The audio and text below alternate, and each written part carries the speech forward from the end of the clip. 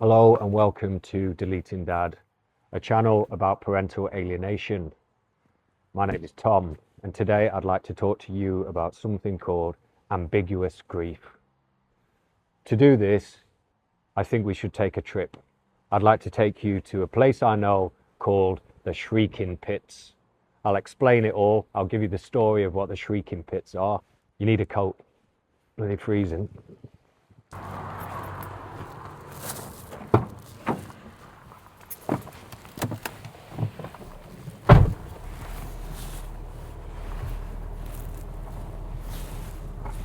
Okay, we're on our way to see the Shrieking Pits. The Shrieking Pits refers to a number of depressions dug out in the fields around Elmerton, North Norfolk. Thought to be excavations for medieval iron ore mining and smelting, the pits likely date back 1,000 years. But there's a local story attached to these pits that has given them their name, the Shrieking Pits. The story goes that there's a figure of a tall, slim woman dressed in white who walks these fields, shrieking into the pits in search of her lost baby. There have been many accounts from people who say they have seen this shrieking figure. She's come to be known as the White Lady. She might be seen any time of day, any time of year, whether in the midgy daylight of summer or in the deep, earthy midnight of autumn and winter. She's out there, searching for her lost baby and crying.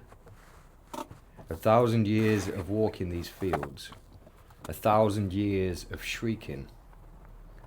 So, what happened to her baby? The tale says she fell pregnant to a very jealous husband. That husband convinced himself the baby wasn't his, a cuckoo in the nest. The thought ate him up for the months of that pregnancy. Eventually the day came that the baby was born, and the jealous husband's rage blew up. He snatched the child from the exhausted mother's arms and fled into the fields with the newborn. Somewhere out there between the Shrieking Pits, this twisted man murdered that infant and cast its body into one of the pits. But he wasn't done there. He returned to where the distraught mother lay shrieking for her child, and she too died at his hands. The figure of the White Lady is her ghost, forever searching for her murdered baby. In the story as we know it, the White Lady has had no closure. To her knowledge, the child is missing, not dead. Her grief might be said to be ambiguous grief. Ambiguous grief is a type of loss that feels incomplete or unresolved.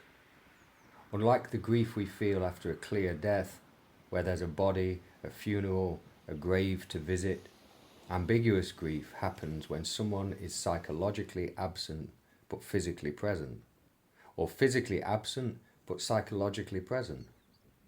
There are two main types. The first type, someone is physically there but emotionally gone. Think of a parent with advanced dementia. Their body is in the chair, but the person you knew, their memories, their personality, their ability to recognize you, that person has already slipped away.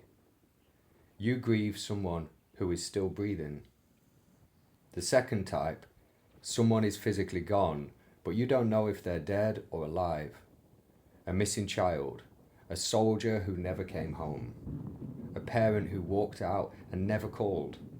You can't move through the normal stages of grief because there's no proof, no certainty, no closure. This is exactly what haunts the White Lady. She didn't see her baby die. She didn't find a body. She doesn't know for certain that her child is dead, only that it was taken and never returned. So she cannot mourn. She cannot heal. She cannot rest. She cannot stop searching. Because the moment she stops searching, she feels she has abandoned her child. That's the torture of ambiguous grief. You're trapped between hope and despair. You can't let go because letting go feels like betrayal. But you can't hold on because holding on hurts too much. You've probably heard of the 5 stages of grief: denial, anger, bargaining, depression, and acceptance. This is a model developed by Elizabeth Kubler-Ross and charts the normal progress through grief. These stages are not a straight line. You don't tick them off one by one like a checklist. You loop back, you get stuck.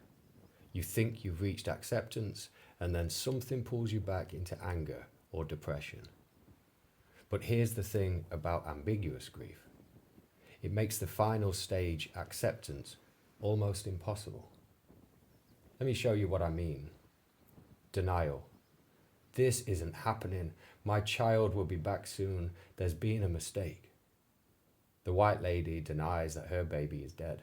She searches because she cannot accept that the child is gone.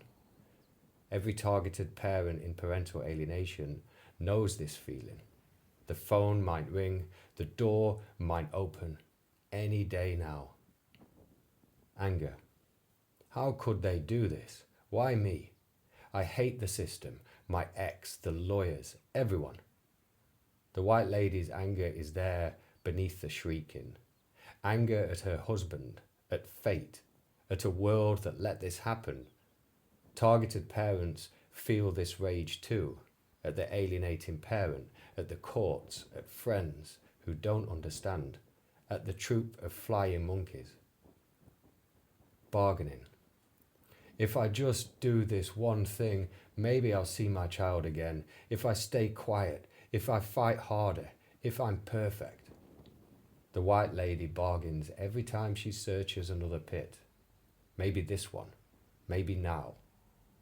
Targeted parents bargain constantly. If I just send the right message, if I just win this court hearing, if I just prove I'm a good parent. Depression. Nothing matters. I'm broken. I'll never be whole again. The white lady's shrieking isn't just anger. It's sorrow so deep it has no bottom. Targeted parents know this darkness. The empty bed, the garden you mow that no one plays in, the missed birthdays, the silence where a child's voice used to be. Acceptance. And here is where the white lady cannot go. Acceptance does not mean you are okay with what happened. It does not mean you stop loving your child. It means you integrate the loss into your life. You carry it differently. You stop searching every pit because you know that really searching will not bring them back. But the white lady cannot accept because she's in the liminal space of not knowing. Is her baby dead? Is her baby alive somewhere? Without certainty, acceptance is a door that will not open. Ambiguous grief doesn't just belong to ghosts in old Norfolk legends. It belongs to parents right now, in this room, watching this video. When your child is taken from you, not by death, but by a family court, by an alienating parent, by a system that doesn't listen, you experience the same torture. Your child is still alive, somewhere, but you don't know what they're learning at school. You don't know if they're sick or healthy. You don't know if they still even remember your face. You don't know what lies they've been told about you. You don't know if they think it was you who abandoned them. There is no structure for your mourning. Your child is not dead. Friends, family, and the wider world don't offer you the support offered to those poor parents who are grieving a child through bereavement. So you don't receive that support. And without that support, it's hard to heal. Not impossible, but hard. That is ambiguous grief. And just like the white lady, you find yourself cycling through the stages of grief, but never reaching acceptance. You still deny some days. Maybe tomorrow they'll call. You still rage. It's not fair. You still bargain. If I just post one more video, maybe they'll see it and remember me. You still sink into depression. I can't do this anymore.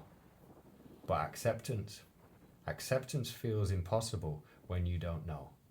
Because acceptance in normal grief requires a body, a grave, a ceremony, a moment when the world agrees this person is gone.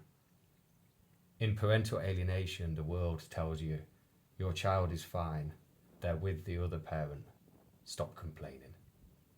And so you are denied even the comfort of acceptance. But here's the difference between you and the white lady. She is a ghost. She is a story. You are not. You are still alive. And while you are alive, there is always hope. Not the false hope that keeps you trapped in denial forever, but the real hope that comes from finding other dads who understand, from speaking your truth, from building a life that doesn't erase your child, but doesn't erase you either. The white lady cannot stop searching, but we can learn to carry our grief without letting it destroy us. You might find a version of acceptance that works for ambiguous grief. Not closure, not forgetting, but a way to hold the grief and still live. And that starts with one thing, naming it. Ambiguous grief. Now you know what it's called. Now you know the stages you're cycling through. Now you know you're not alone. And I hope you know that 1,000 years of shrieking doesn't have to be your future. Before we go, I'd like to offer a prayer.